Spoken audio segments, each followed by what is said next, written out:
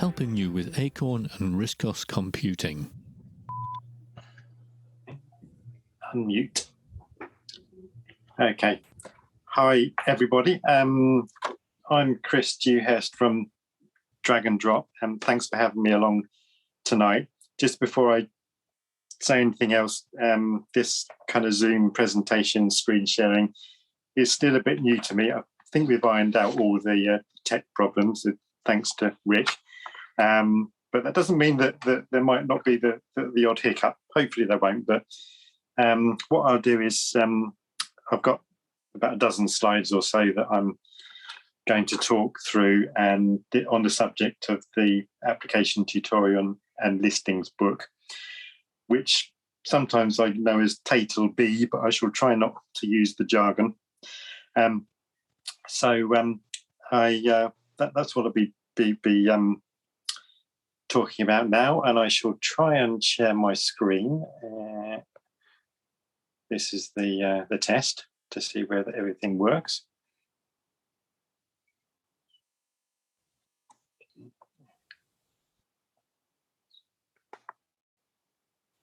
Yeah, it's working. Good.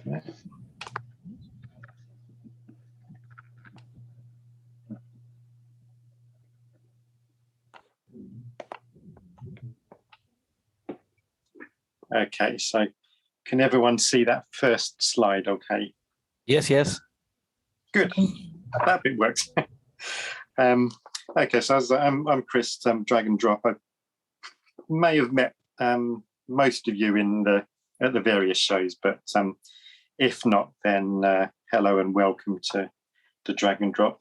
The application and tutorial and listings book was published last September, and it's been out a good few months now. But what I'm going to do today is to talk about, well, why did I choose to put the book together, and how did I do it, and the bits that I had time to put in and the bits that I didn't have time to put out. When we get to the end, I'll open up the floor to any questions or just general discussion. Just before that, I'll make a plug for the next issue of Drag and Drop, which is out this Friday. Well, sometime this Friday anyway, being so busy. I'm hoping to get it out before too late on Friday evening. So go and have a browse on the Drag and Drop website. As usual, you can sample it, and if you like it, you can download a full copy with the programs if you want. So onto the book.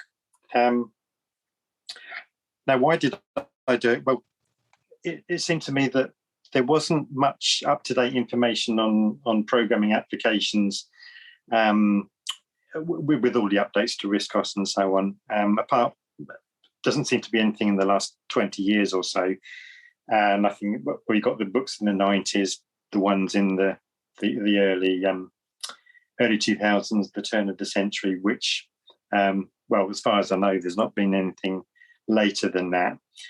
And the main kind of thing about RISC OS programming is, I've noticed in any kind of subject, including application writing, is that there's the books that were published have very few demonstration applications in them. They all kind of tended to concentrate on building up one application, adding bits to it. Either one or very few apps. And it says they're traditionally quite long-winded. So you think if you're typing stuff in, or even if you're trying to get to grips with programming, it can be a bit off-putting, seeing reams and reams of code. So one of the things that I needed to do was to try and cut down on the amount of code that people have to type in or view on the screen, depending on whether you type it in or not, or whether you just get the programs in the programs collection. And I'll show you an example of what I mean of that in a minute. And thirdly, it was really for my own kind of learning, because I tried to get into application programming virtually since I got my first RISC OS machine at the end of the 90s, which was an A3010, I think. And I tried to get into it, then I gave up, and because it was too complicated, or I got distracted by other things. Then I, since taking on the kind of running of drag and drop and finding or having to find kind of listings to put in drag and drop, and that kind of gave me a bit more of a reason to get my hands dirty trying to write applications. So which I now have mostly taught myself about application programming. Still lots of things to learn, but anyway, this is an example of the long-windedness that I found in many of the books on programming. The left-hand side is where line by line and byte by byte of memory poking things in, and that listing on the left-hand side isn't even half of what was in the book. I think that was from the book called WIMP Programming for All, which was actually a very good book when it was published at the time in the early 90s, which was the book by, I think, Lee Calcraft and Alan Wrigley. But on the right-hand side is the kind of style that is presented in the applications tutorial and listings book. Fairly compact, but much less typing. So that's the why. Now I come on to the how. Well, from the start, I wanted it to be as a printed format, i.e. a book format, physical format. I mean, there's, of course, everything can be published these days in electronic format, but I think people like to have and to hold, and it's so far paper's been the most durable and accessible format, not prone to digital redundancy and so on. And as a matter of interest, when I was looking around for publishers, I went through the usual process of finding book publishers and distributors, and came to the kind of the same conclusion as I did for the previous book, that it was actually more cost effective to invest in a new printer and a new binding machine, and a kind of a system for making the covers. So books were printed here in the Highlands of Scotland, and the aim was it says soup to nuts, which kind of I think is the equipping you with the tools, assuming you've got a fair knowledge of BBC Basic, to do everything from kind of from scratch. A few of the other books I've come across in the past, they kind of relied on big libraries of code, whereas in this book, apart from a few short standard procedures, there's no big code libraries to learn, not to learn, to remember to include. And when I say examples, and lots of them, goes back to what I was saying earlier on. They say there's more than one way to skin a cat, but I kind of found that a lot of the time, by a number of people in RISC OS, they were saying, well, there's only one way to skin a cat. Look at this book. This is how you do it. And that tended to be the programmer's reference manual, which was virtually impenetrable to me.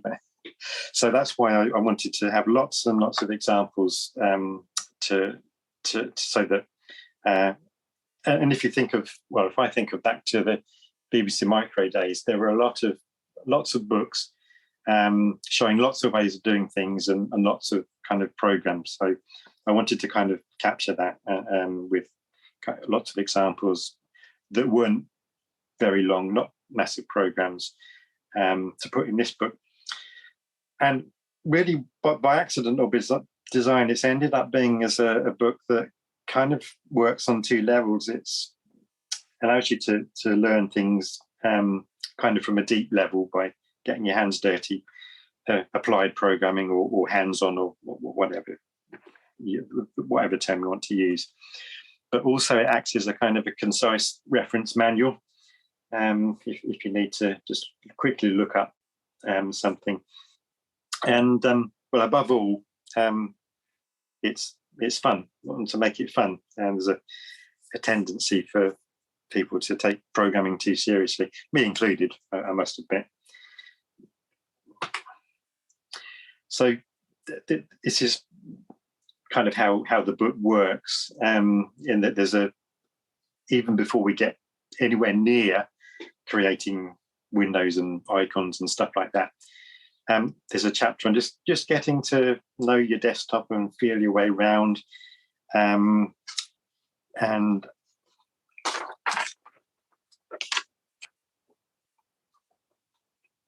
I mean, what information can you get about the mouse clicks, buttons, what desktop kind of coordinates is the mouse pointer at, what can we tell about the windows and the icons underneath the pointers? And there's a few programs it makes a right mess of your desktop, just plastering stuff all over it, but it can soon be refreshed by an F12 and a return, and everything goes back to normal. So not much harm can be done, but just to kind of get to know your way around the RISC OS desktop to start with. Then we start the chapters on getting down to business with creating your own windows and icons to go in with them. And in theory, everything in an application could be done by windows and just icons, just by clicking and typing in boxes.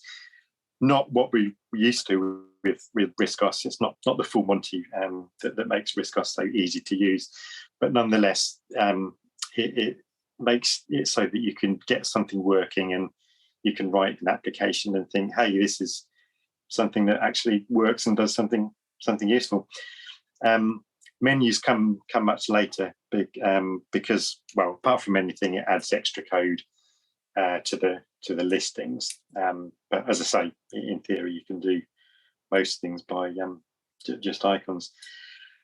And lastly, just on that kind of the preliminary chapters, is to get to know some of the system calls, the sys calls, mainly the WIMP something or other, WIMP create window, all the calls to set up windows, open windows, create icons, plus one or two others like the sprite system calls, the sprite-top system calls.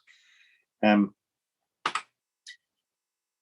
what probably most importantly about the book is that it's kind of highly illustrated with lots of screenshots. There's a saying that a picture's worth 1,000 words, so there's a part of a picture there with summarizing, I think it's the icon flags, showing what bits of what byte do what, and a few cartoons, which some people might think is a bit juvenile, but I think it adds to the fun programming. So the book, the way the book works is, as I say, the first preliminary chapters is about doing some groundwork and experimentation with your desktop, then gets down to the business of designing some windows and putting them on the screen. By far the largest chapter in the book is on icons, because there's just so much to learn and say about icons. And again, a lot of stuff can be done just through pointing and clicking on buttons. But it's quite a thorough chapter, and lots of examples and experiments to take you through input icons where you can input stuff, option buttons, slider icons where you kind of drag a bar up and down, and the rotary icons, which are like knobs on a sort of an old analog equipment. those are two things that I didn't find were covered very much in previous programming books. Well, the kind of the dial icons, the rotaries, I don't think they've ever been kind of covered in programming books. I could be wrong, but anyway, I wanted to include them just to make a comprehensive journey through what you can do with icons, plus the outline fonts and custom control icons. That's kind of adding to the standard icon set that the RISC OS uses for its windows.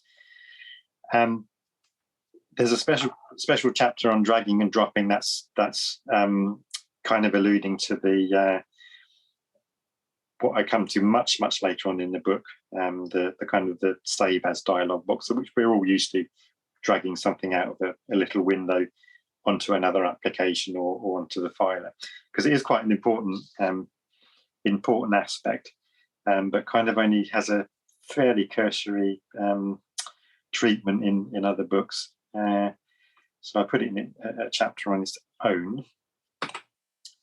Now, aside from the icons chapter, and the icons, I forgot to say, the icons chapter is about 60 or 70 pages, so it does form a large chunk of the book.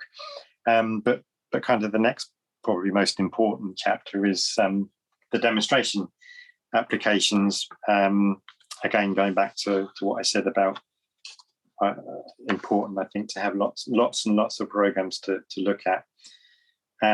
So these demo apps there's about 18 apps to type in that do actually perform useful stuff, and they're kind of, or apart from the fact that there's no menu or anything, because we come to that later, they're actually kind of almost semi-professional, and they can do lots of useful things. For example, the on the screenshots down there, there's a sheet label maker, a template maker, which I've been using every day this week. It's so useful.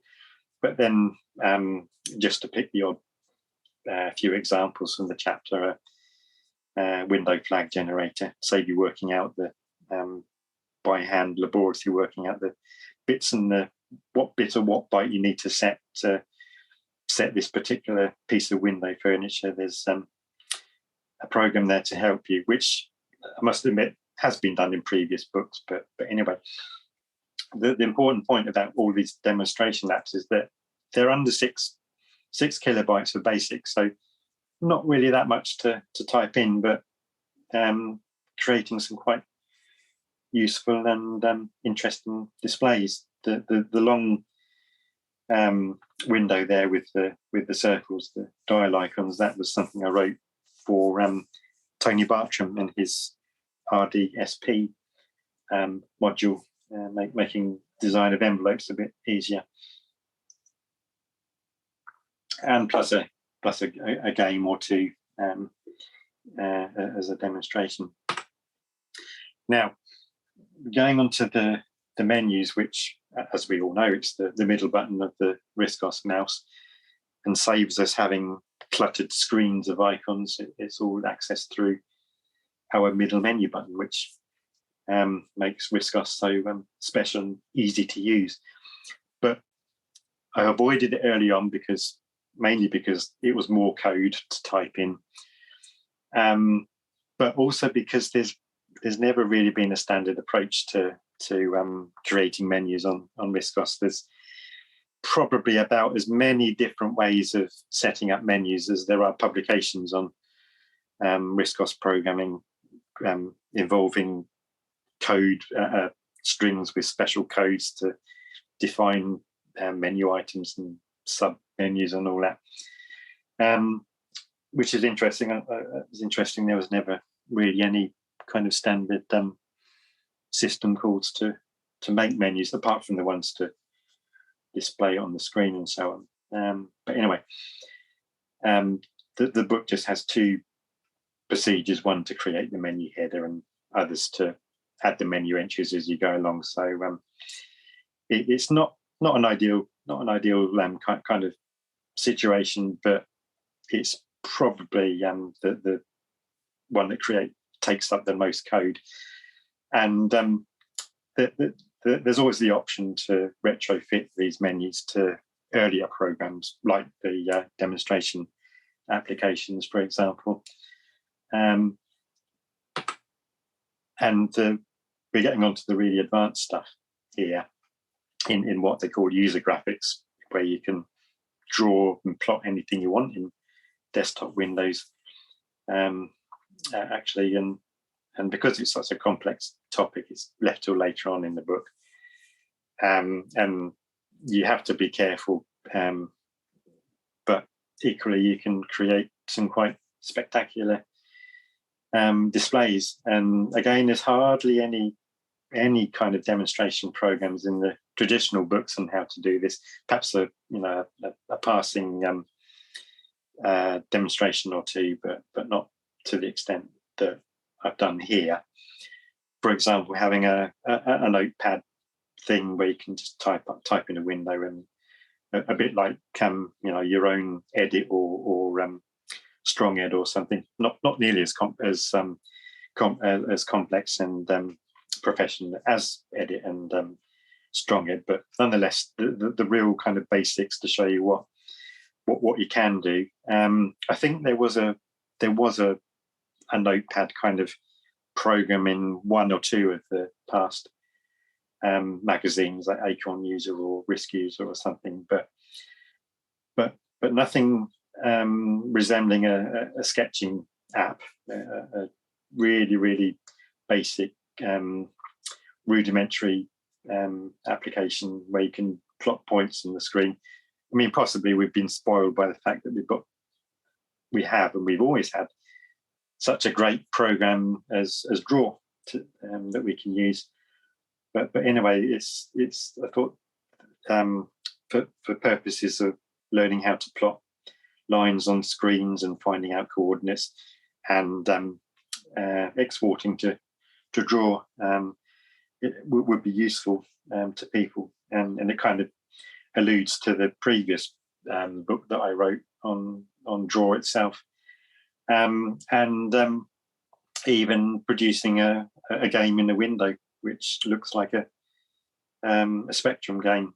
And somebody asked me, well, this can't possibly be a ZX Spectrum emulator. Well, no, it isn't. It's just how to plot your own sprites and create a kind of a game that runs in the window. Coming on to the closing chapters, you'll be pleased to know it's nearly the end of me wittering on. In the last couple of chapters or so, I come on to the application directories, is what we're all used to, that thing that begins with a pling, and we click on and load up the application to run it. So there's a chapter on that, and also a chapter on this the save as dialog box, which, as we all know, is the little window that comes up with an icon and a small box to with the file name, so you can either drag the icon to the file or whatever, or amend and edit the file name in the input field. It is quite quite involved. So it's why it's left till last, because it involves things like WIMP messaging and all sorts of scary stuff like that. But although there's a lot of stuff kind of shoehorned into the book, there's things I didn't really have time or room for as much as I would have liked.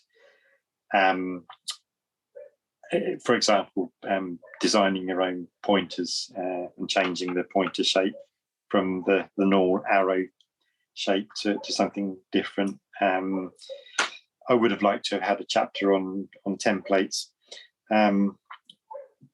which, I mean, they're useful, but just going back to the chapter on icons for a minute, in that chapter, it tells you how to kind of loop through creating icons where you might have the same box at different positions in the window. It's much easier to do it that way than it is with a template editor, where you have to actually place and duplicate the boxes, which is a bit laborious. Also, I would have liked to have included a chapter on the toolbox, which, as you probably know, was introduced back in Acorn days in the 90s to make things a bit easier for application programming. An example of which is that Save As dialog box. Much easier to do by toolbox, but then you're kind of getting yourself distance from the nuts and bolts of how things work. So, but having said that, there's been a short series on using the toolbox in drag and drop recently. And the other thing, of course, is that I've chosen to use BBC Basic in this book because it's most people have done a bit of basic programming, but of course it can be done in any language really that runs on RISC OS. So those are the things or some of the things I didn't have time to include, but they could be the kind of subject of an extended book or subject of articles for drag and drop. I mean, the main reason I kept the book to the size it was purely practical reasons, in that it fitted into I think it's the 1 inch thickness of the Royal Mail parcel size. So that coming to the end of it. I don't know if there's anyone here that's been helping me spot the bloopers and the errors, despite all the proofreading. There's bound to be a few things that have slipped through the net. So, but I mean, if you are here, then thank you for your assistance in doing that. At some point in the future, I'll put out an errata sheet of all the kind of the typos and everything else. And I mean, we all learn in different ways. As I say, if there's more than one way to skin a cat, if somebody else sees another way to skin a cat, then that's good. And if you're going through the book and you're thinking, well, why is this done this way? What's he on about here? Then it's good to let me know, and we can even make it a subject of a drag and drop book. But as I say at the beginning, the one thing I found about RISC OS in general was that there's not, a very narrow choice of books on programming compared to, say, BBC Micro days. So it's not as the kind of the literature, the repertoire wasn't as kind of wide or as rich as back in the BBC days. And with this book, I was hoping to make a difference there. And yes, if you have anything, it doesn't have to be particularly technical or anything with application programming, then by all means do send it into drag and drop. Just before I go on to the questions, the front cover actually was designed by an autistic friend of mine, Sybil Harris. So if on your internet travels you have time to visit her website, then I'm sure she'll be delighted to have your browse. And the book still, if you haven't had a chance to sample it or even buy a copy, then it's still available from the drag and drop website, which is down at the bottom there. So that's about it. If you've got any questions, then I shall try to answer them. Would you like to unshare your screen at this point, Chris? Yeah, I shall. Go back here and stop share. There you go. Oh, and I forgot to say the Yeah, you're back. the copy of those slides I'll send to Chris to post on the website or whatever he does. Put them in the resources or something. Yeah, they can go in the meeting resources bit, I think, if it still exists on the website. It's been revamped somewhat.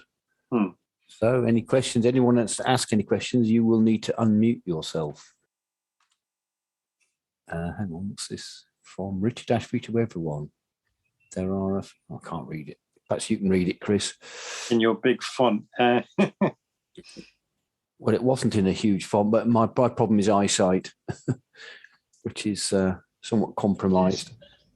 From Richard Ashbury, there are so few programmers left since the earlier BBC days, so your book is quite special. Thank you.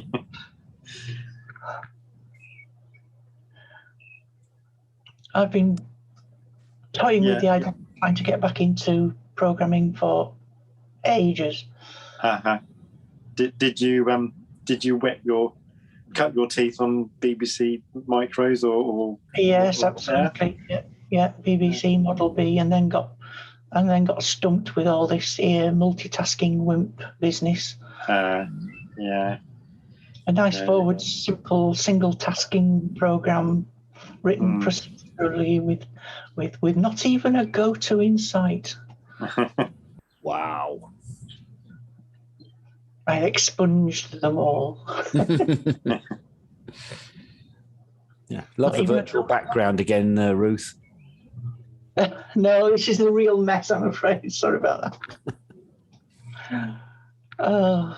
Well, maybe whilst people are thinking of questions for Chris, somebody asked a more general question earlier, which was, I think, how large can a RAM disk be under RISC OS? And there was a stunned silence when they asked that. So if anybody knows, would you please make yourself known? At least 128 meg on a 2 gig machine. I do half a gig on a 4 gig machine, RAM disk.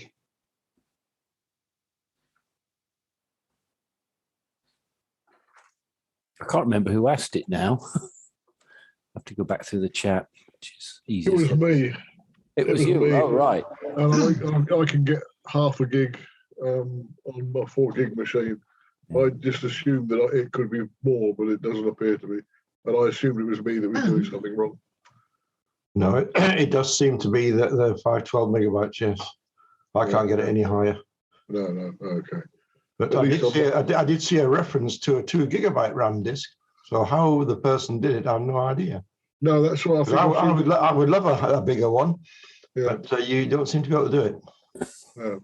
But I've seen that same reference about the 2 gig one, which is why I tried it, but failed.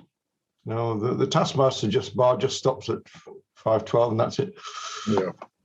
Well, I've just resolved my font size problem with a little bit of control minus key on the numeric keypad, which is scaling. So Richard Ashbury, I believe, is advocating Ruth to get the book.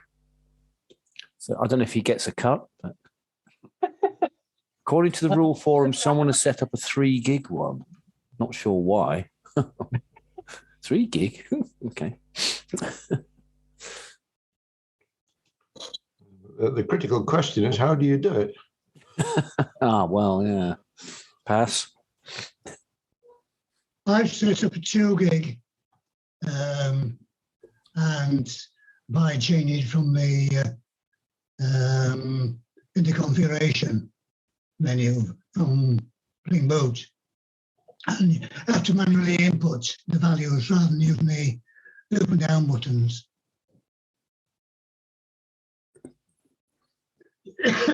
Anyway, so I think we've answered that. So are there any more questions for Miss Dewhurst about drag and drop or the book or anything? Stunned silence. I see you've... No, a micro-silence or non-silence. Will he be at Bradfield? Bradfield or Bradford or whatever. Yeah. I'm glad you asked that question. Because it was something I was actually going to mention to Chris, the other Chris.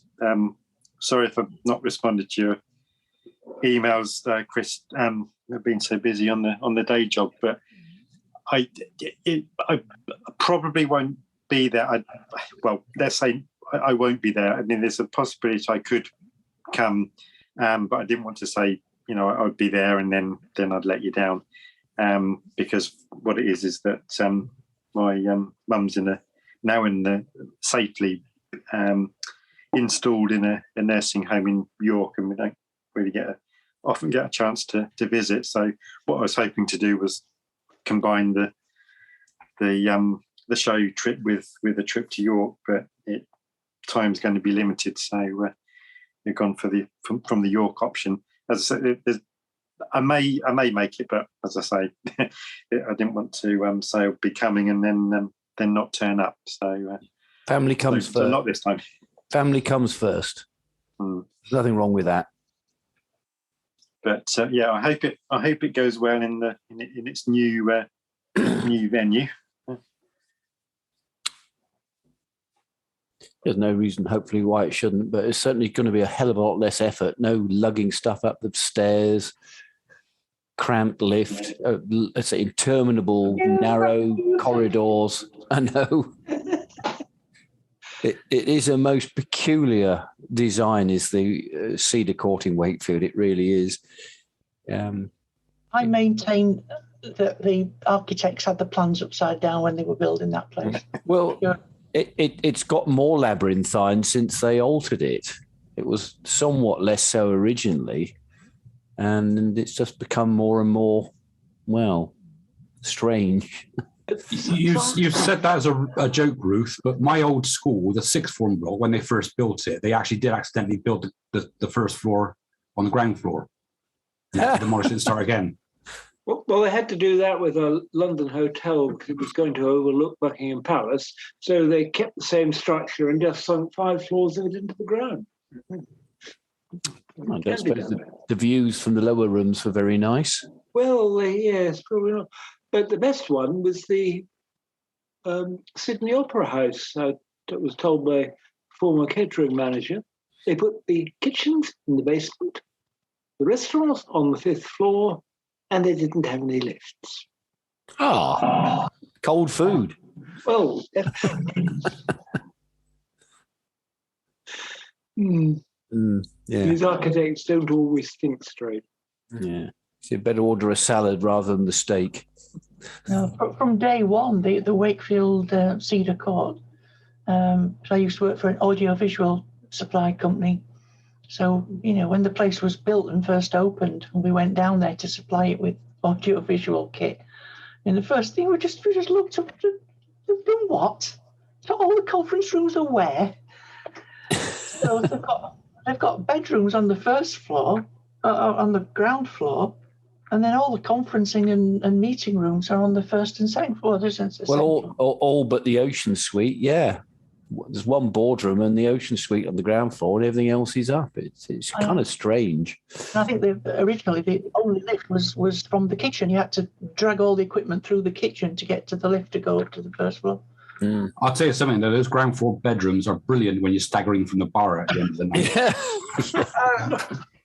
night. Yeah. While visiting the Bradford Hotel to sort of do a site survey and things, I took pictures and video of the rooms just so they give the other committee members a good idea what it was like. And then I went out right to the entrance doors and walked in, videoing into the foyer, and was heading towards the exhibition rooms when I was accosted by 2 very large, very smartly dressed and very muscular-looking Asian gentlemen who were the security guards, who informed me that I was not allowed to video and wondered what I was doing there, etc. And to my great relief, the reception lady was close by and vouched for me. Otherwise, I think I'd have been thrown down the front steps.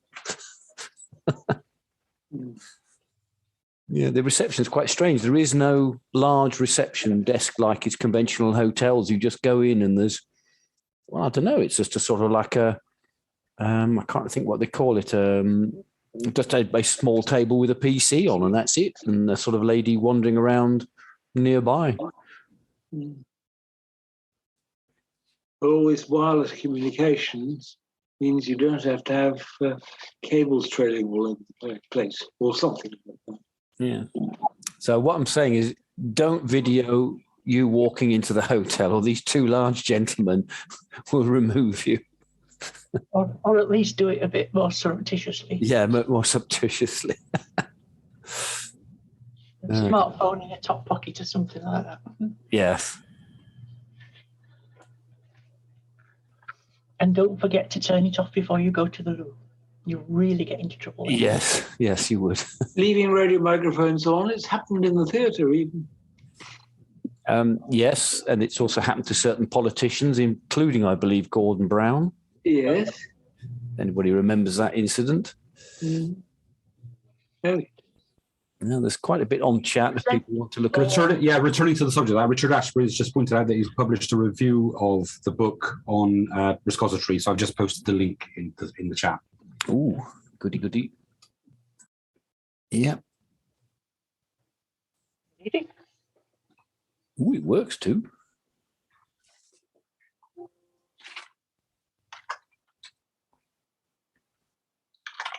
Oh. Yeah, at least it's not called the Dummies Guide. Yes, I remember Dummies Guide. I suspect the Dummies Guide as a generic title is probably trademarked. Yeah. I remember years ago when I was I was a lecturer at the Summer University in computing for over 22 years. And when we first started teaching people C++, somebody that was struggling bought a copy of C++ for Dummies. And she discovered that a dummy was somebody who already knew how to program in C, as far as the book was concerned. Yeah, there's a lot of these things that presuppose a certain level of... As far as I'm aware, the Dummies books, it was originally a book years ago called DOS for Dummies. It was very successful and sprouted a whole host of companion pieces. It's typically American. You know, British people wouldn't like to be think of themselves as being dummies generally. Chris, Dewhurst, what software did you use for your slides? Oh, that was just a wee program that I put together in about 10 minutes just to display a series of draw files. So could do with a bit of smartening up and maybe made into an application. But yeah, that's all it was, just a few draw files.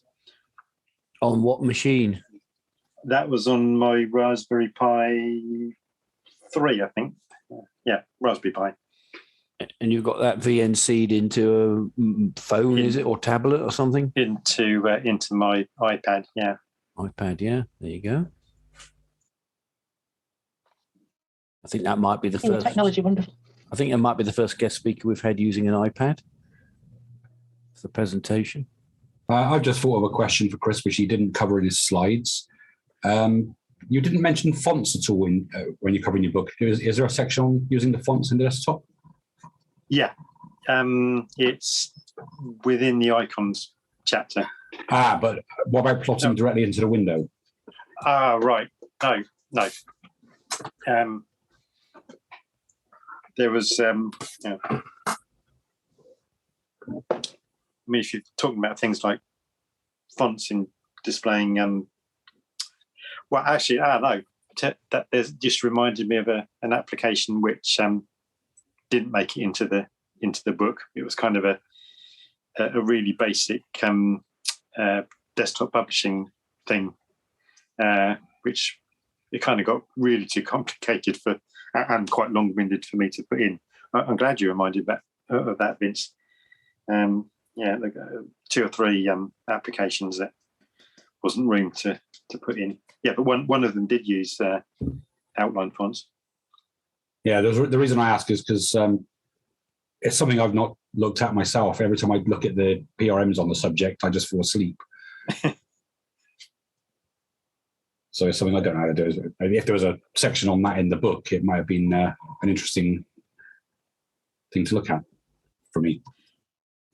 Yeah, I mean, maybe for the expanded second edition, or I don't know when that will be, but or just something in drag and drop, I suppose. Yeah.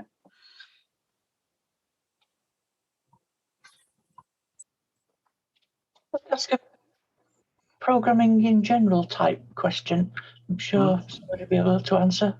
If you have an existing program written in good old BBC Basic, how easy do you reckon it would be to translate that into a more up-to-date language? I'm thinking of looking at Python, because that seems to be quite an up-and-coming language, doesn't it?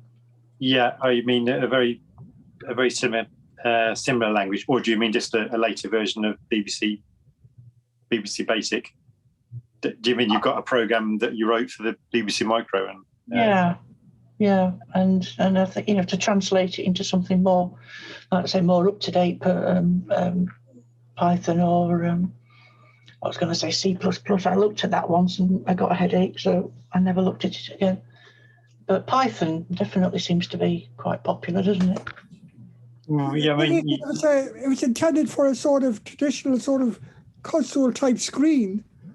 It's not so easy to write programs like that for a lot of systems, unless you mean, would this be for RISC OS? Yeah. Well, some systems it's not so easy to write something like that in some languages, probably enough. Because where people use the GUI applications, it doesn't exactly, a console application doesn't always neatly translate to a GUI application in some ways. That's true, yeah. Yeah, I mean, sometimes it can, and sometimes it can't. I mean, Python, well, as far as I can see, it's the very kind of basic is easy to translate, but you get to screen displays and GUIs and stuff like that. I mean, possibly it is, but because Python, a lot of modern languages like Python, really starts out with C. A lot of modern languages, there's not much to the language. There's a lot of tend to use a lot of external libraries. You won't find anything in Python, for example, that clears the screen. No, there's no Python language statement that'll clear the screen or print text in a certain color at a certain point on the screen. The print command in Python will print text on the screen for you, but it'll just print it on the next line. If you want to do anything more than that, you'd have to have access to some sort of library or other. I don't know what I provide.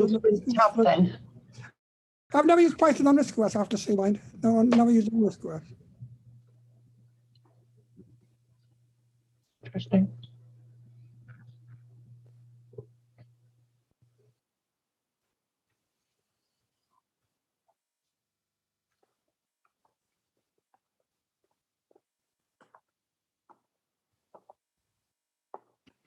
Very quiet again. Just going to say, everybody's gone very quiet. So if nobody else has anything more, then thanks very much to Chris for his presentation, which all went smoothly from the technical point of view, because it didn't go quite so smooth the other evening. No, well, it was kind of I'm just getting into this RISC OS vlogging and video making, so it's been useful to do this as to find out what things work and what things don't work so well. Yeah. So see everybody at the next, which I think is hybrid meeting, which I think I said earlier was the 1st of June. Was that right? You did.